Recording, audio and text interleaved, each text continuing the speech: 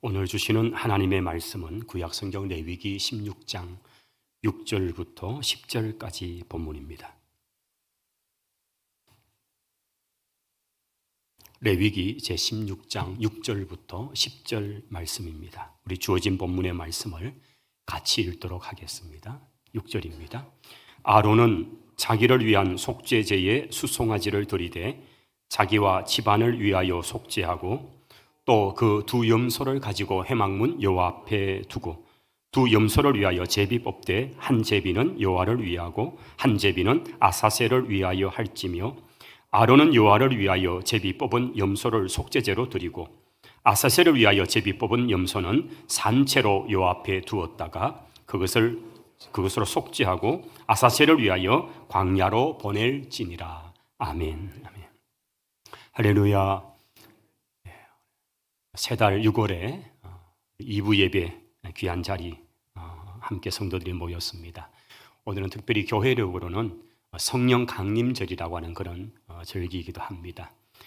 오늘 이 귀한 복된 자리에 또 현장에서 예배를 드리고 또 영상으로 예배 드리는 우리 귀한 가정들의 하나님의 은혜, 성령의 충만한 은혜가 임하기를 소원합니다. 우리 옆에 계신 분들에게 한번 이렇게 좀 고백합시다. 성령 충만 받읍시다. 우리가 레위기를 시작을 하면서 5가지 기본 제사에 관한 부분들을 말씀을 통해서 우리가 쭉 배워오셨죠. 번제, 소제, 화목제, 속죄제, 그리고 속건제라고 하는 제사를 우리가 보았습니다. 각각의 제사가 언제 드려져야 하고 또 왜 드려져야 하는지에 관한 것들을 레위기의 말씀을 통해서 우리가 잘 보았습니다. 번제는 그 전부를 태워드리는 제사같이 특별한 헌신을 다짐하는 제사의 성격이고요. 소제는 피 흘림이 아니라 곡식에 가루를 빻아서 드려지는 제사, 이것은 감사의 표현이 있고요. 화목제는 나눔과 기쁨을 표현하는 제사였습니다. 그리고 이제 속죄제와 속건제는 하나님의 계명을 어겼을 때에 죄를 용서받기 위해 드려진 제사였습니다. 속건제가 속죄제와 차이 나는 것은 특별히 다른 사람이나에게 뭔가 피해를 주었을 때 그것에 대한 배상이라는 것이 따라오는 제사였죠. 그래서 다른 사람의 신체적인 어떤 피해 또는 재산상의 어떤 피해를 주었을 때에 그냥 용서, 사죄 이것으로 끝나는 것이 아니라 반드시 배상을 하라고 하는 것, 이것이 속건제의 의미였습니다. 그래서 속건제는 배상제다라고 부르기도 한다는 말씀을 드렸습니다. 자, 그런데 오늘은 이 16장이 속죄제의 의미를 말하고 있는 중요한 한 날을 이제 말씀하고 있는 부분입니다. 여러분, 속죄제가 언제 드려져야 한다는 것을 우리가 말씀했던 것 기억나십니까? 우리 해당되는 속죄제의 말씀을 보면 그릇 범하였을 때에 또는 부지 중에 범하였을 때에 또는 깨닫지 못하다가 그 범한 죄를 깨달았을 때에 또는 죄를 누가 그에게 깨우쳐 주었을 때에 라고 하는 것이 속죄제를 드리는 그게 중요한 전제적 부분입니다. 사실은 알지 못하고 부지 중에 범했는데 그것을 누군가를 통해서나 또는 말씀을 듣다가 깨달아지면 그 깨달아진 즉시 하나님 앞에 제사로 속죄제로 나가는 것이죠. 우리가 살아있는 동안에 실수 또는 고의적으로 죄를 짓게 되는 경우가 있습니다. 그런데 그런 상황에서 하나님 앞에 우리가 어떻게 해야 될까? 이것은 반드시 속죄제로 해결해야 됩니다. 그런데 이 속죄제로서도 감당치 못하는 한 부분이 있습니다. 그것은 속죄제의 전제는 깨달았을 때죠. 그런데 깨닫지 못한 채로 1년이고 5년이고 10년이고 살아가야 한다면 어떻게 해야 될까요? 깨닫지 못한 채로 그렇게 산다면 이 부분 앞에서는 해결할 수 있는 방법은 바로 하나님이 오늘 이 레위기 16장을 통해서 한 날을 제정하신 것입니다. 그것이 바로 오늘 7월 10일이라고 하는 바로 대속죄일이라는 그 날을 성경은 우리에게 말씀해 주고 있는 것이지요. 레위기 16장 오늘 본문의 말씀을 우리가 함께 다루게 되는데 이 레위기 16장은 바로 염 키푸르라는 이날, 즉 속죄일 또는 대속죄일이다라고 이렇게 일컬어지는 그날에 관한 이야기입니다. 먼저 16장 29절의 말씀을 한번 저희들 읽어보도록 하겠습니다. 29절입니다. 너희는 영원히 이 규례를 지킬지니라. 일곱째 달 곧 그 달 10일에 너희는 스스로 괴롭게 하고 아무 일도 하지 말되 본토인이든지 너희 중에 거류하는 거류민이든지 그리하라. 아멘. 이렇게 말씀하고 있죠. 자, 이 29절은 속죄일이라는 날에 관한 것을 말씀하고 이것은 16장 전체가 다루고 있는 주제입니다. 이 속죄일 또는 대속죄일은 1년 중에 딱 하루에 해당되는 날입니다. 유대인들의 달력 중에서 종교력으로는 7월 1일은 새해가 시작되는 바로 첫날입니다. 그래서 로샤나라고 그렇게 부르는데 한 해의 머리가 된다, 즉 시작이 된다, 그런 뜻입니다. 이 로샤나 신년을 다른 말로는 성경에 보면 나팔절이라고 그렇게 부르기도 합니다. 이제 그들은 새해가 시작되는 것을 1월 1일이 아니라 7월 1일로 그렇게 정해주고 이 7월 1일이 되면 제사장이 가장 높은 곳에서 나팔을 붑니다. 그렇게 해서 온 백성들을 하여금 새해가 시작된 것을 알립니다. 그래서 나팔절이라고 말하죠. 그리고 나서 며칠 동안 그들은 준비를 합니다. 마음을 새롭게 하고 준비를 해서 7월 10일을 기다립니다. 이 7월 10일은 오늘 29절에 읽으신 대로 바로 대속죄일이라는 날이기 때문이죠. 이 대속죄일이 되면 이스라엘 온 백성들은 스스로를 괴롭게 하라고 하셨습니다. 이것은 무슨 자기 몸을 자학하라는 것이 아니라 이 날은 금식을 하면서 하나님 앞에 통해 자복함으로써 그 하루 온전히 하나님 앞에 회개하는 날로서 지키는 날인 것입니다. 이것은 이 성경에 기록된 레위기의 성경이 지금부터 약 3,400년 전쯤에 기록된 말씀이잖아요. 그런데 지금도 이스라엘 백성들은 이 날을 지키고 있습니다. 특별히 우리 연세 드신 분들은 이스라엘의 건국에 가는 것을 좀 관심 있게 보셨을 것입니다. 1948년에 이스라엘이 독립을 합니다. 2차 세계대전이 마친 그 결과 우리나라도 1945년 8월 15일에 해방이 되었고 이스라엘은 48년에 나라가 독립을 합니다. 그리고 나서 67년 6.1 전쟁, 70년대 들어와서 몇 차례에 걸친 중동 전쟁이 발발을 합니다. 그 가운데 욤키푸르 전쟁이라는 것이 있습니다. 주변의 아랍 나라들은 이스라엘이 7월 10일만 되면 그들의 달력으로 7월 10일이 되면 대속죄일에 아무것도 하지 않는다는 사실을 알고 그날에 맞추어서 아랍의 군대가 이스라엘을 향해서 공격을 합니다. 전쟁이 시작되었습니다. 그런데 이스라엘은 그 하루 동안에 아무런 것도 하지 않았습니다. 오롯이 공격을 당하면서 그 하루를 그들은 그냥 지내야 했습니다. 왜냐하면 그날이 바로 하나님이 말씀하신 대속죄일이었기 때문이죠.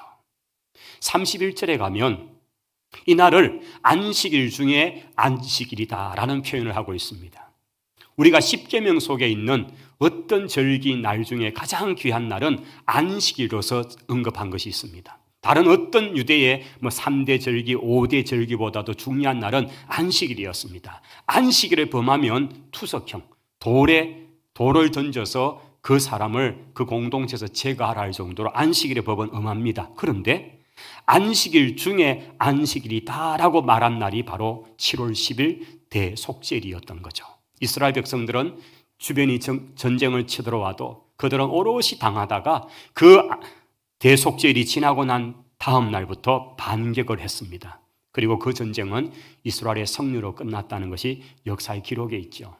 이토록 그들은 전쟁이 일어나도 반격을 하지 않을 정도로 이 대속죄일은 철저하게 회개하고 통회하면서 금식하면서 하루를 하나님 앞에 드렸던 날인 것입니다. 이토록 이 대속죄일은 그들이 중요하게 여기는 것인데 오늘 본문 16장에 와서도 하나님은 이렇게 대속죄일에 온 백성이 스스로를 괴롭히면서 금식하면서 하나님께 기도함으로 나오라고 말씀하셨던 것입니다.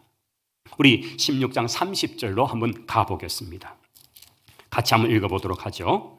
이날에 너희를 위하여 속죄하여 너희를 정결하게 하리니 너희의 모든 죄에서 너희가 여호와 앞에 정결하리라. 아멘. 이 대속죄일은 바로 이스라엘 백성 하나님 앞에 회개하고 속죄를 하고 그러면 하나님께서 온 백성의 죄를 정결케 하시는 은혜를 주시겠다고 약속하신 날인 것입니다.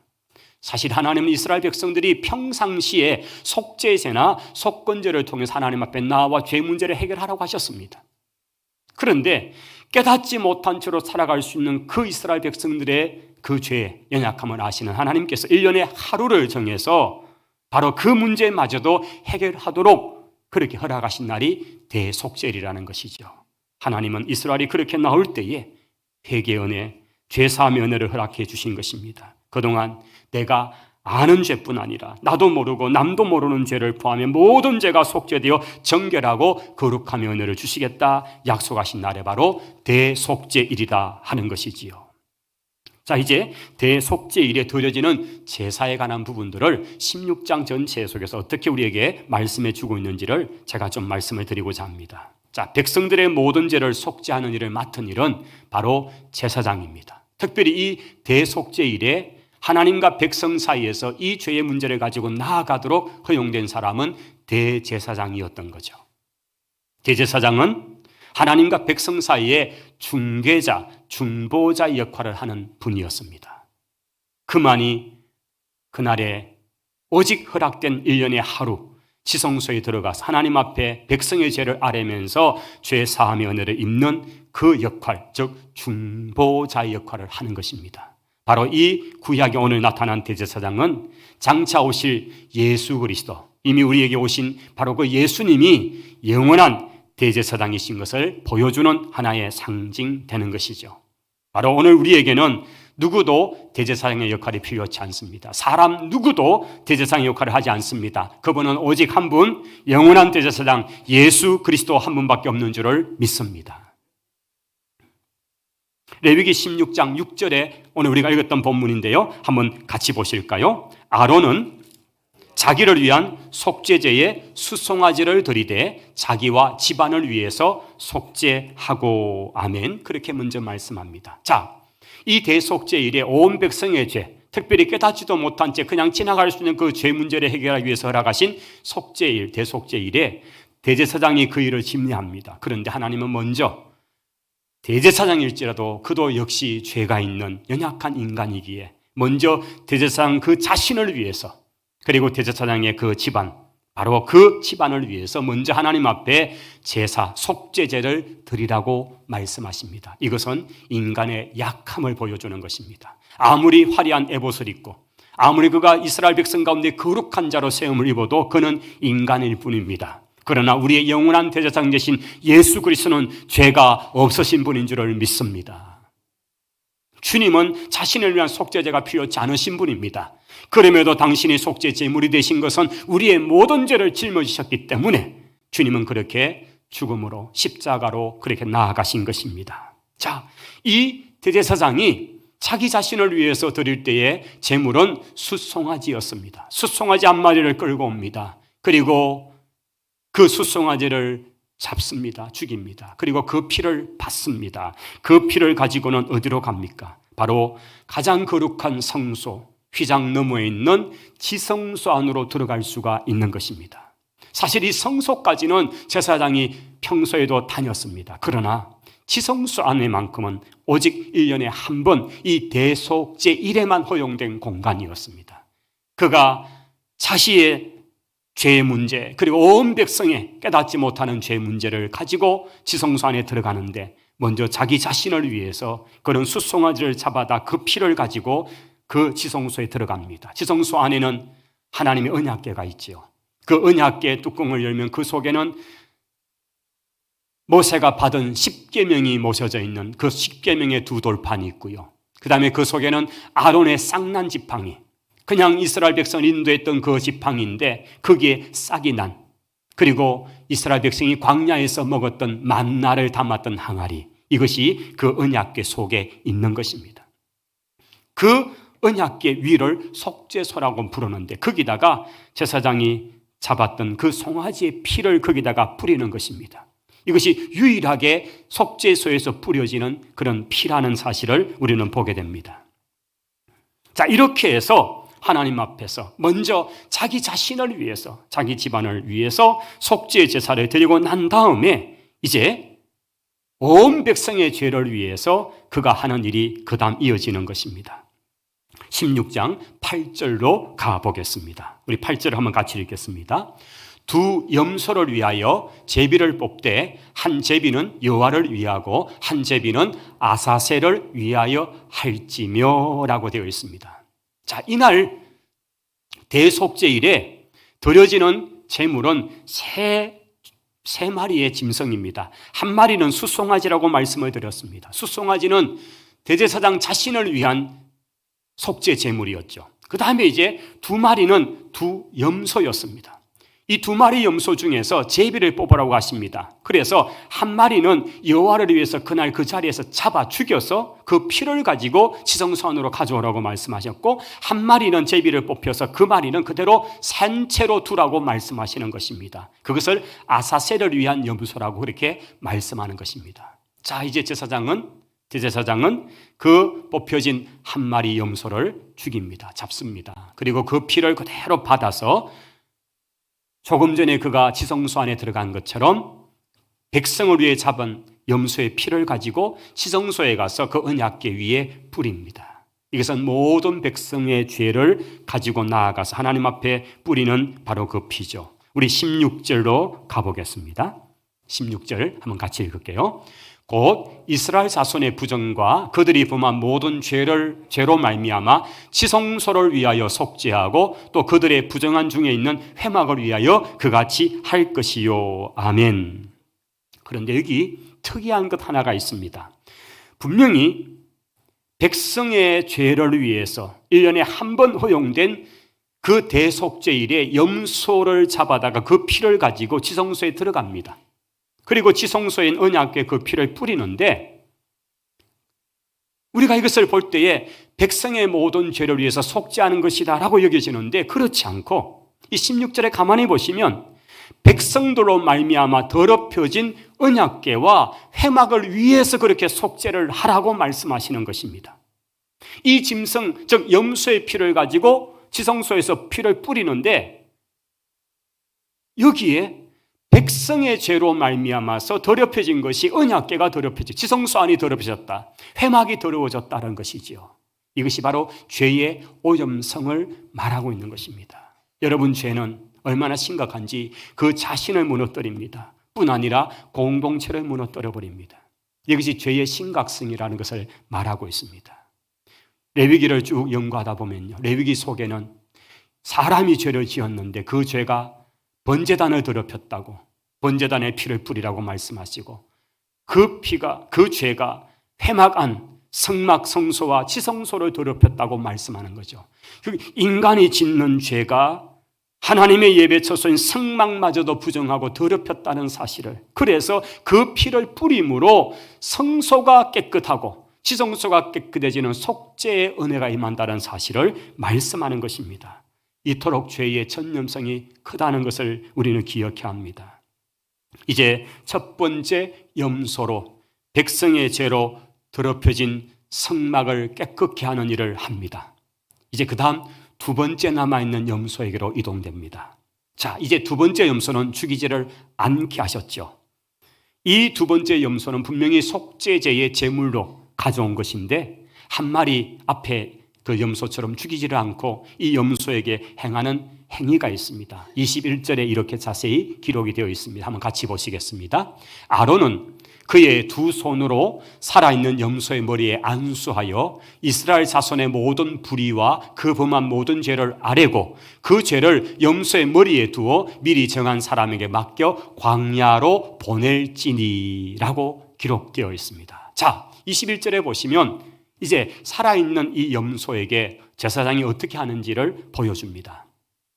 일반적으로 속죄제나 속건제를 드릴 때에 그 가져온 제물 짐승에게 안수를 합니다. 이때 안수는 대체적으로 한 손으로 그렇게 안수하는 행위를 했다고 되어 있죠. 그런데 여기 보시면 오늘 대속죄에 바쳐지는 염소에게는 이 안수는 두 손으로 안수를 하라는 것이 특징입니다. 자, 이 염소에게 안수를 함으로 이게 어떤 효과라고요? 모든 죄가, 백성의 모든 죄가 이 염소에게 전가된다는 것입니다. 자, 그러면 이 염소는 속죄 제물로 바쳐졌는데 산채로 모든 죄가 염소에게 전가되었습니다. 그리고 제사장은 이 염소를 드리고 사람들이 살지 않은 한적한 곳까지 갑니다. 광야로 갑니다. 그리고 그 광야에서 그 산채로 그 염소를 놓아버립니다. 그러면 이 염소는 그 메마른 광야를 헤매다가 죽게 될 것입니다.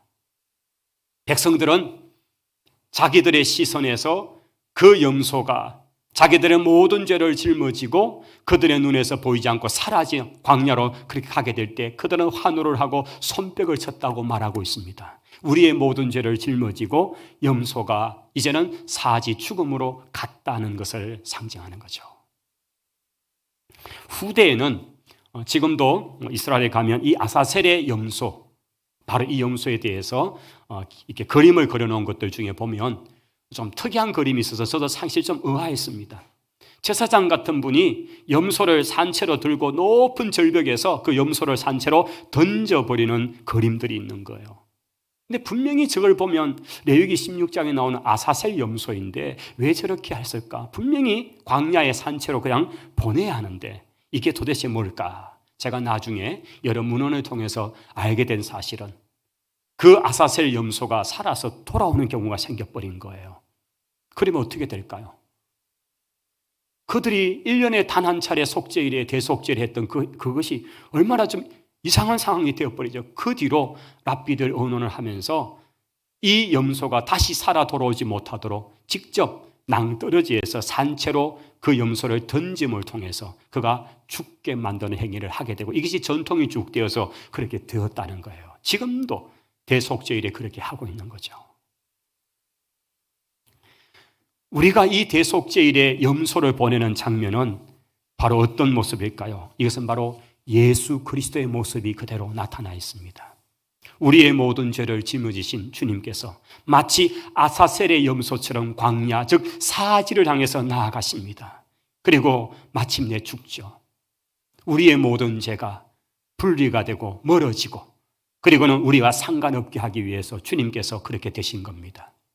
그날 속죄제 제물로 드려진 2마리 염소, 한 마리는 하나님 앞에서 죽음으로써 그렇게 피가 뿌려지고 한 마리는 산채로 모든 죄를 짊어지고 결국은 그 사지 광야로 가서 죽음을 당하게 되는 이 모습은 예수 그리스도가 우리의 모든 죄를 짊어지고 십자가에 죽으신 것과 우리의 모든 죄가 주님께 전가되어 더 이상 우리와 상관없게 된 놀라운 사실을 말씀하고 있는 줄을 믿습니다. 할렐루야. 히브리서 기자는 이 부분을 이렇게 기록해 놓은 것이 있습니다. 히브리서 9장 11절과 12절의 본문입니다. 여러분 11절에 그리스도께서 장래 좋은 일에 대제사장으로 오셔서 손으로 짓지 아니한 것 곧 이 창조에 속하지 아니한 더 크고 온전한 장막으로 말미암아 12절입니다. 한번 같이 읽겠습니다. 염소와 송아지의 피로 하지 아니하고 오직 자기의 피로 영원한 속죄를 이루사 단번에 성소에 들어가셨느니라. 아멘. 여기에 염소와 송아지의 피, 이것은 다른 어떤 것이 아니라 바로 이 대속죄일에 대제사장이 자신을 위해 바쳤던 것이 송아지고 백성의 죄를 위해서 바쳤던 것이 염소잖아요. 그래서 염소와 송아지 피, 이것은 대속죄일의 그 제사, 제물을 말하는 것이죠. 주님께서는 매년마다 오는 7월 10일 대속죄일에 짐승의 피를 올해 바치고 또 내년에도 바치고 후년에도 바치고 이렇게 되어야 되는, 즉 그 속죄의 유효기간은 단 1년밖에 없었던 겁니다. 그런데 우리 주님께서는 이제는 염소나 송아지의 피가 아니라 당신의 몸을 친히 십자가의 죽임을 통해서 우리의 모든 죄의 유효, 사함의 유효기간은 영원한 유효기간이 생긴 줄을 믿습니다. 주님이 우리를 위해서 그렇게 당신을 죽이고자 당신의 몸을 내어놓고자 바로 이 아사셀 염소같이 하나님 앞에 바쳐진 염소같이 그렇게 당신의 몸을 찢으시고 피를 쏟으셨다는 사실을 히브리서 기자는 그렇게 보여주는 것입니다.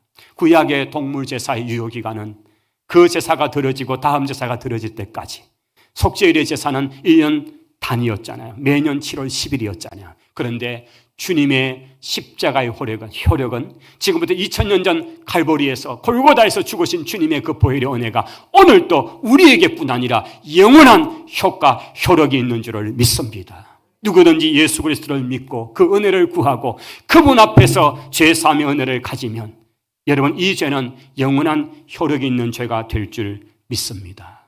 히브리서 기자는 9장 13절 14절 이렇게 계속해서 기록합니다.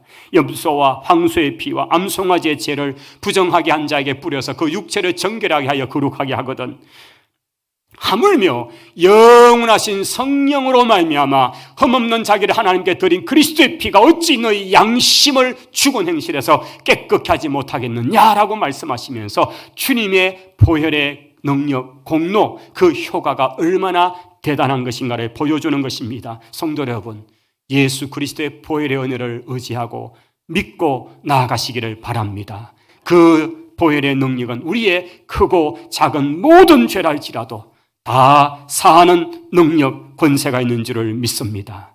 여러분, 우리가 예수님을 믿고 있지만 신앙의 생활을 하지만 우리가 짓는 일상에 많은 죄들이 있습니다. 그 작은 죄랄지라도 양심의 소리에 더욱 민감하고 더 정결하고 깨끗하게 살려고 애를 쓰는 우리 모두가 되시기를 바랍니다. 혹시 내가 모르는 죄랄지라도 끊임없이 하나님의 말씀의 거울 앞에 비추어 보아서 그 말씀의 거울이 내게 비춰주는 것을 통해서 우리가 깨닫고 더욱더 거룩한 삶을 살아가므로 레위기가 우리에게 말하고 있는 내가 거룩하니 너희도 거룩하라는 그 거룩을 이루어가는 우리 성도들이 다 되시기를 바랍니다.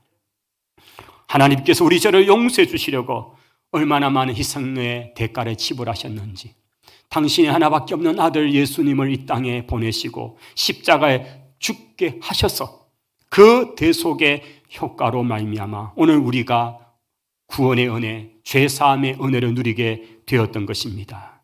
여러분, 이 구약 레위기 16장에 흐르고 있는 대속죄일의 그 의미, 혹시라도 이스라엘 백성들이 부지 중에 깨닫지 못한 채로 그렇게 살아갈까 봐 이 대속죄일 하루를 통해서라도 이스라엘 전체가 그들이 깨달지 못했던 죄마저도 해결하게 하시는 바로 그 장치를 마련해 주신 것이 대속죄일이었던 것입니다.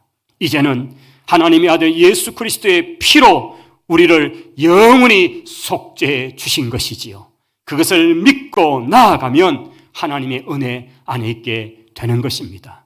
바로 이런 성도들이 참으로 복된 삶을 사는 것입니다. 우리가 이 땅에서 믿음의 삶을 산다, 하나님의 구원받은 자녀의 그 복이 무엇이냐 할 때 그 첫째는 바로 내가 먼저 예수 그리스도의 피로 나의 모든 죄가 속함 받았다는 것을 확신하는 것입니다. 할렐루야.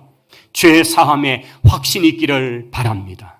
두 번째는 내가 다른 사람의 죄를 용서하며 살아갈 때에 행복을 누리면서 살아갈 수 있다는 사실인 것이죠. 죄 사함의 확신과 죄 용서의 은혜인 것이죠. 그래서 주님이 가르쳐주신 그 기도 속에서 우리가 우리에게 죄 지은 자를 사하여 준 것 같이 우리 죄를 사하여 주옵시고, 바로 이 기도가 응답되고 성취되는 것입니다. 이런 은혜를 누릴 때에 하나님 안에서 자유와 기쁨과 복된 삶을 살게 될 것입니다. 우리 모든 성도 여러분, 예수 그리스도의 거룩한 피로 속죄 받은 자답게 정결하고 거룩한 삶을 살아가는 우리 모두가 되시기를 바랍니다.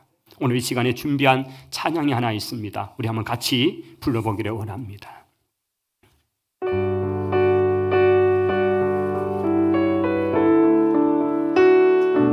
탕자처럼 방황할 때도 애타게 기다리는 주님의 음성입니다. 탕자처럼 방황할 때도 애타게 기다리는 부드러운 주님의 음성이 내 마음을 녹이셨네. 주님, 나 이제 갑니다. 날 받아 주소서. 이제는 주님만 위하여 이 몸을 바치리라. 불순종한 나와 같이도 방황하던 나에게 따뜻한 주님의 손길이 내 손을 잡으셨네. 오 주님, 나 이제 갑니다. 날 받아 주소서. 이제는 주님만 위하여 이 생명 바치리라. 엄탕한 저 고멜과 같이도 방황하던 나에게 너그런 주님의 용서가 내 마음을 녹이셨네. 오 주님, 나 이제 갑니다. 날 받아 주소서. 이제는 주님만 위하여 죽도록 충성하리. 우리 시간 함께 기도하기 원합니다. 오늘 레위기 16장에서 나타난 대제사장의 모습은 바로 예수 그리스도의 모습입니다. 예수님 우리의 죄를 십자가에 감당하시고자 단번에 우리의 속죄를 완성하셨습니다. 예수님이 우리의 죄 문제를 다 해결하셨기에 우리는 이제 대속죄를 같은 제사는 필요치 않습니다. 오늘 우리에게 필요한 것은 십자가를 붙들고 나아가는 것입니다.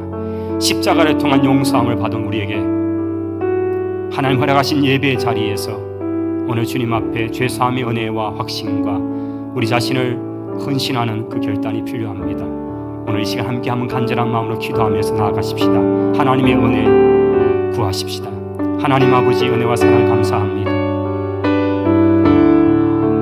이스라엘 백성들이 속죄제와 속분제로 그들의 죄 문제를 해결했지만 깨닫지 못하는 죄마저도 하나님이 그 문제를 해결하시고자 속죄를 정하시고 1년에 단 한 차례 허락된 지성소 안에